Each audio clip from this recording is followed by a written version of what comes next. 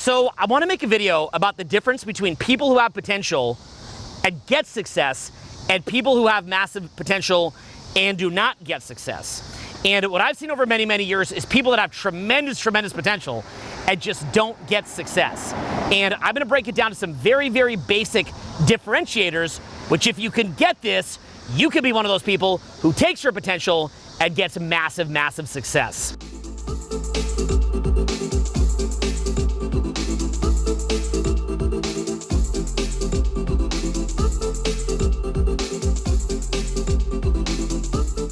So I'm gonna lay down a couple of the main differences that I've seen of people with major potential who made it and people who have major potential but just simply didn't make it.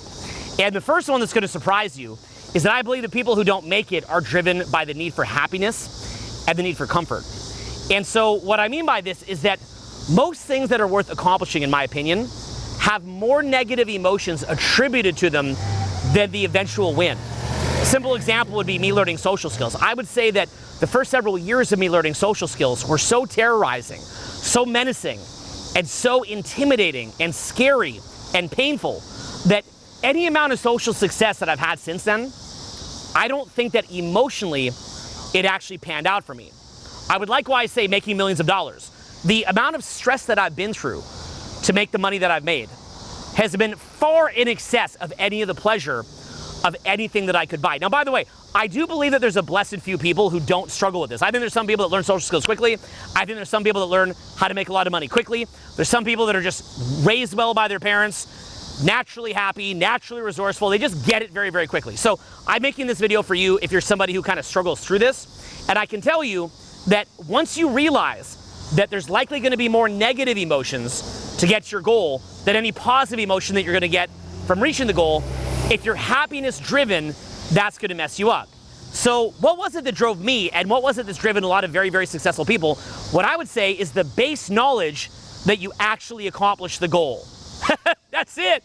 Like, for me, it was not about being more happy. It was just like, I'm just going to do this just cause.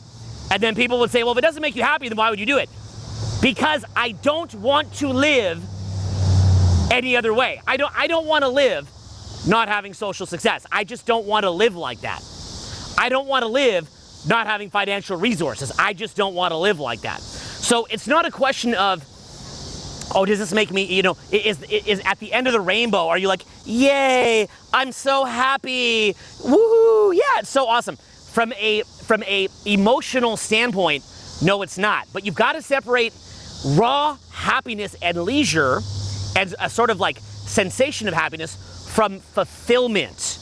And also, beyond even fulfillment, I would say just the logical knowledge that you've had an expanded experience.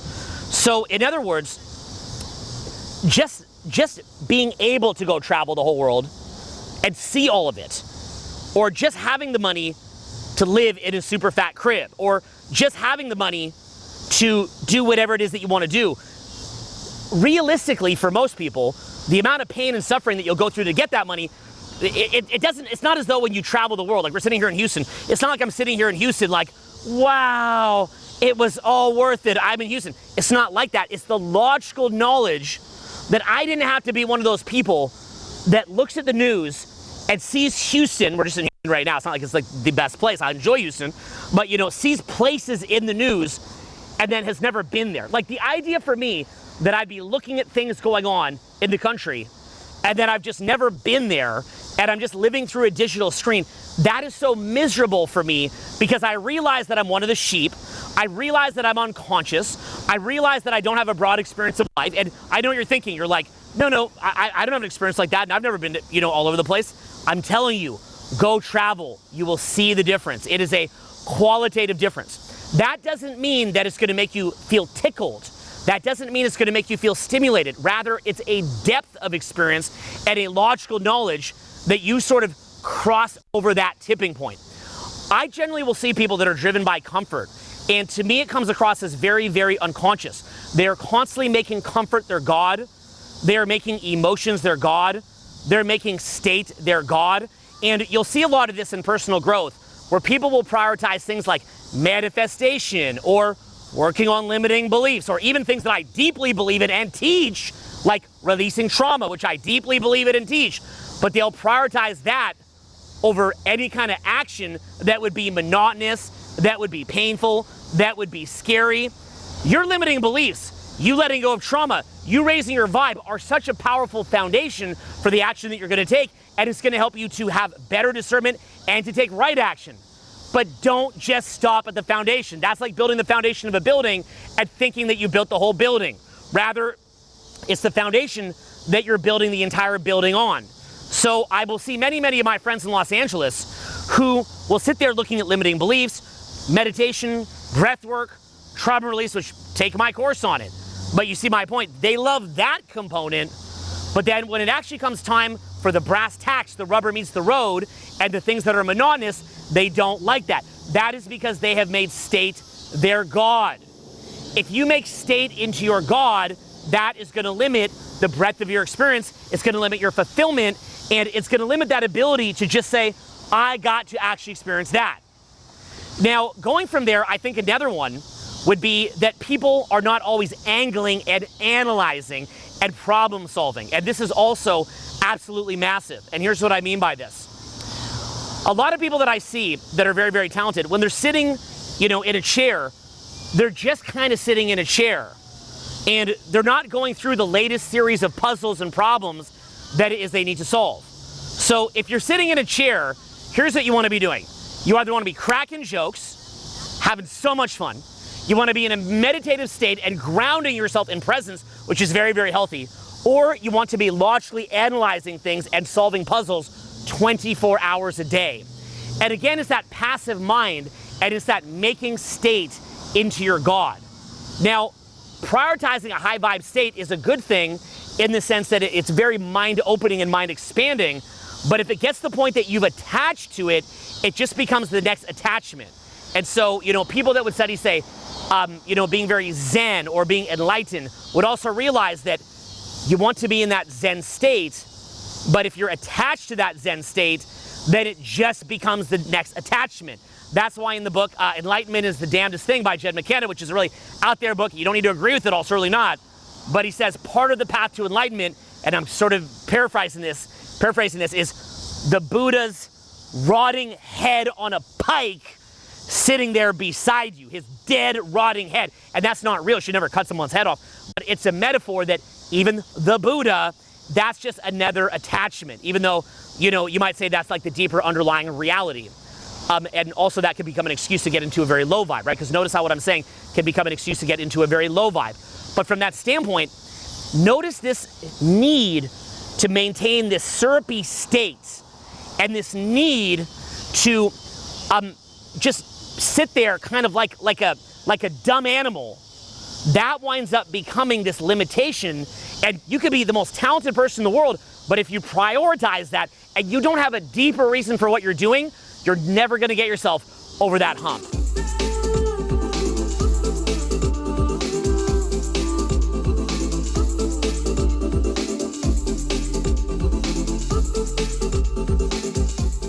So here's what people don't understand when they make comfort or emotions their God. A couple of different things. Let me give you a basic one, then we're going to get a lot more advanced. A basic one could be you have comfort because you have a basic level job.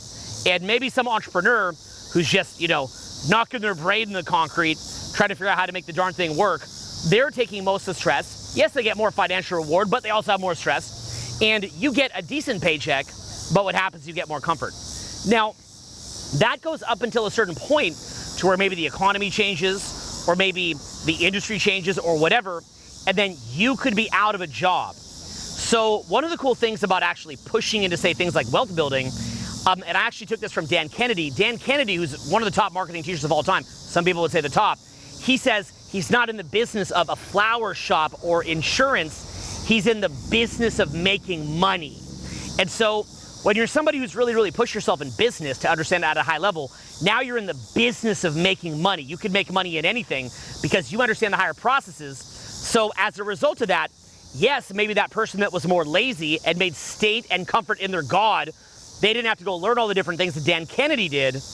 But when things get tough, Dan Kennedy's in the business of making money, Whereas you're in the business of comfort and easiness and making state your God.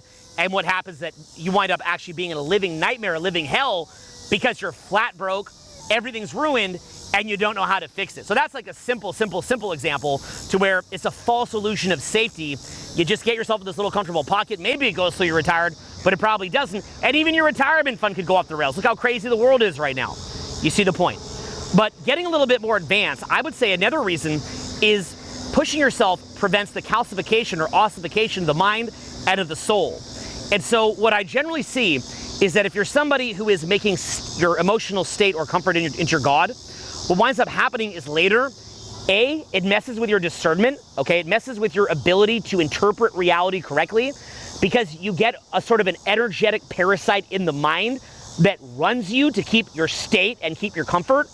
And as a result of that, maybe you start smoking weed, maybe you start doing drugs, drinking a lot of alcohol, whatever. But in addition, you'll also start to mentally block out and not be able to perceive different ideas or opportunities that would challenge your instant gratification, that would challenge your comfort, that would challenge your state. So it gets to the point where if you're somebody who makes state into your God or comfort into your God, what winds up happening is that you can't even see the world correctly. And if you and I have a conversation and I were to say something that challenges your comfort or your state, you'll start to hit your kind of the limit of your mental bandwidth, and then you'll start to block it out. And now we can't even have a conversation. And now all of a sudden, anybody high level can't have a conversation with you. So it's really messed up your discernment. Then it kind of hijacks your basic level of will, and now it's running you. And it gets to this point where it's like the tail is wagging the dog, and it's just keeping you in this comfort zone.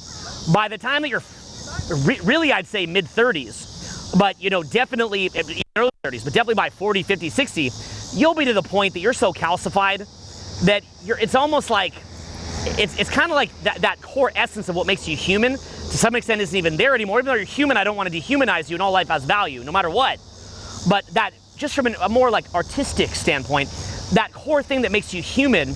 I mean, I was just at an Eckhart Tolle event about a week ago, live. It was beautiful. And he said by the time a lot of people are 65, there's just a walking grievance. Like he was imitating. He was just like, just a walking grievance.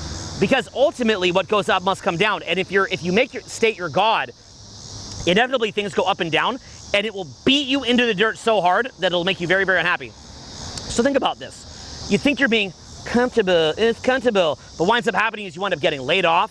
You wind up having a limit in what you can perceive. Your will is hijacked. You become this sort of an empty shell, not the best. Now, let's go even deeper than that. What I've also seen is that when you go into that discomfort, what you don't realize is that it challenges you to hit the limit of your state control. And so what winds up happening is you will be challenged so many times and have your head beat in the dirt so many times that you'll be forced to learn things like what Eckhart Tolle would teach. You might call getting present to the moment or getting connected to the now. Forces you have no other choice but, maybe to read the Tao Te Ching or the Bhagavad Gita. Big one for me is the Bible, and things like that you're forced to read. You have no choice because you've been beaten down so far that you're forced to learn some kind of non-dual awareness. So you're forced to find that place in the mind that you connect to the energy of life, you connect to the process itself, you connect to the joy of the dance, you connect to the present moment and the peace of the present moment, you connect to the joy of giving. And what happens is that you actually wind up being in a more mentally stable state and having more comfort and more good emotions, because the discomfort forces you to find that. And like I've said before, there's a very big difference between would and could. Anybody could find it, right? Eckhart Tolle, funny enough, he talks about this a lot. He says that you can become enlightened in a private plane, and you could become enlightened in solitary confinement. But you're actually a lot more likely to become enlightened in solitary confinement because you have no other choice, nothing else to work on. In a private plane, there's too many nice things that are distracting you. In your comfort zone, it's the exact same thing. There's too much comfort distracting you. And so what's happening is you're like, comfort, but it never kind of takes you to a dark enough place that you're forced to really invest the time and energy and focus and research and practice into becoming present to the moment. So you never actually wind up achieving true abiding comfort or abiding state.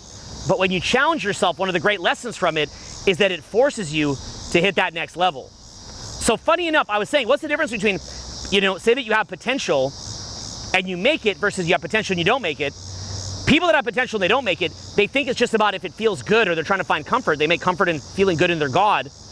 But when you can just say, no, I just want to do this just for the logical knowledge that I did it, just to increase my range of experience. This doesn't need to feel good. I can just logically sit here and be like, I did it. Even if it doesn't tickle you, but you just know that you expanded your options. You know that you broadened your horizons. You know that you accomplished the goal. Just that knowledge itself is a beautiful thing. But then add to that the fact that your mind isn't getting calcified. Add to that you're not as likely to lose your job if the economy goes down. Add to that, you lose your job, but you just adapt easily. Add to that it forced you to learn presence work, and you realize that on the other side of that discomfort, life is so much better. Now, from there, a lot of the other levels of joy comes from things like lateral thinking, developing your capacity for massive, massive problem solving and lateral thinking. And then another thing becomes the joy of adding to the world and contributing to the world and seeing other people who might be at a low level enjoying it and actually taking that as a moment of inspiration and maybe waking up their faculties too. But I'll tell you, when you're on the other side of being a slave to your emotions and you see someone who's a slave to their emotions, it's truly one of the saddest things that you'll ever see. And so many times, I talked about this in the last video that we shot in Dallas, there really is a maze of the mind. And you've really got to say to yourself to get out of that maze of the mind that A, it's about gratitude, focusing on what's good in your life, not complaining. B, it's about saying that you are going to go to the end no matter what. You're committed to going to the end no matter what. And then lastly, it's also a commitment to contributing to the highest good. And that winds up becoming your North Star that keeps you going down this path. What I'm really talking about here isn't some magical voodoo enlightenment. What I'm talking about here, is really what you'd call basic adulthood. That really, we shouldn't even be talking about this. But if you just look around you and you look at the people just walking down the street, you can see that we have to be talking about this because we're largely influenced by the people that are around us. And I can tell you for sure that you're being influenced by it. And that's why we got to make a quick video right here and wake you up. So I can't tell you how many great friends that I've had over the years that I've seen be a slave to their emotions. To me, it just looks like straight Satanism. It looks like it's just like a contraction, hiding, and making something else into your God, like comfort and emotion, rather than making your creator into your God. And saying, how do I align to that? How do I align to that energy? Present energy, contributive energy, expansive energy, the energy of creation itself, of giving. And when you make that your North Star, and you realize this process that you can go through to reach that adulthood, that is where the major rewards lie. And that's how you can sort of just audit your life, see where your potentials are. I've made other videos about that. Figure out where that great potential is, and then truly commit to it. It winds up becoming something that, yes, will get you a lot more money and social results and travel and expanded experience. It's also something that's going to cause you a lot of grief if you got to go through the fire, although some people get there without a lot of grief. It's just easy for some people. They've got the right programming right away. That's amazing. Maybe you're young and saw my videos, got the right program, got the right information right away. I've actually seen that to where people come up to me and they're like, I've been watching your stuff since I was younger and I'm a multimillionaire. This will happen to me all the time. They're like, I've been watching since I was younger. I'm like, you weren't even supposed to look at that. And they're like, no, it's okay. I'm a multimillionaire now. I've got this success, this success, this success, because they had these ideas put in early. So it's one of these things where, even though I'd actually rather that some people don't watch it when they're younger, it's meant to be adult content, but some people, they just stumble onto it. And, I'd first hear that, I'd be like, and then they're like, no, I'm like the happiest person you've ever seen. I'm ultra rich. My social life is crazy. I've traveled the whole world, multimillionaire, and I'm 21. I see this all the time. It is so, so common because those ideas are there right away. So maybe you're somebody who's learning this young, or maybe you're somebody like me who, you came from a lot of difficult programming, heavy energy, heavy trauma, me being lightly autistic and so on and so forth, and it's been great pain to learn it, right? So you could be anywhere in that threshold. Maybe you're like, it's not even that hard, Owen. Or maybe you're like, Owen, this is even harder than you're saying. You have no idea, right? Or maybe you're somewhere in the middle of that. But whatever the case, if it does become harder, if the work that you're putting in is more pain than even the result that you could get would give happiness, and you feel like the juice isn't worth the squeeze, what I'm telling you is that you just don't know what the squeeze is. You've just been looking at TikTok too long. You've just been thinking within a limited paradigm of comfort or no comfort too long, like just in the physical body. Happy, comfort, discomfort. Happy, comfort, discomfort. Very in the physical, very animalistic, not connected to your logical mind and not connected to your soul. So wake that part of your soul up. Make a commitment to it waking up. It's a beautiful, beautiful thing. What happens with discomfort? There's a reason why the cross is such a powerful symbol. We all carry our cross. And it's through that great pain that we go through, and even persecution, that we achieve the awakening of the soul. So anyway, just wrapping up here in Houston. Hope you had fun. I'm heading to Austin next, and I'll be back with more of these endless motivation-based topics very, very soon. We're going to keep going until we get to your ultimate goal. Peace.